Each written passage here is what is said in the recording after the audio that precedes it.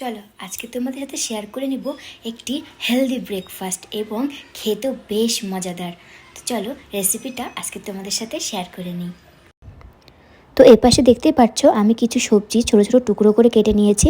তো প্রথমে নিয়েছি আলু, অল্পটুকু কুয়াশ, আর নিয়েছি অল্প ফুলকপি, অল্প গাজর, আর এখানে পেঁয়াজ আর কাঁচা লঙ্কা। তারপর কড়াইয়ে গরম তেল বসিয়ে প্রথমে পেঁয়াজ আর কাঁচা লঙ্কাটাকে ভালো মতন একটু ভেজে নেব। তারপর এর মধ্যে দিয়ে দেব কেটে রাখা সবজিগুলো, আলু, ফুলকপি, আরও যা যা কেটে রেখেছি সবগুলো একসাথে ভালো মতন অল্প অল্প করে ভেজে নিতে হবে। এমন করে ভেজে নেব যাতে ভাজতে ভাজতে এগুলো সেদ্ধ হয়ে যায়। তারপর এর মধ্যে দিয়ে দেব পরিমাণ মতো লবণ।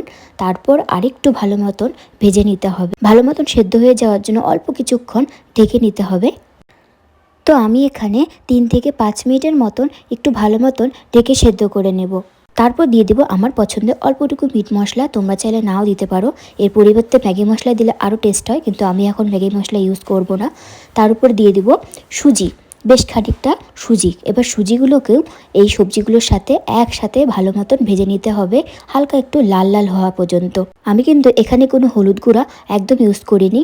এবার পরিমাণ মতো জল দিয়ে দিতে হবে। জলটা কিন্তু অবশ্যই পরিমাণ মতো দিতে হবে, বেশি হয়ে গেলে একদম বাজে হয়ে যাবে খেতে।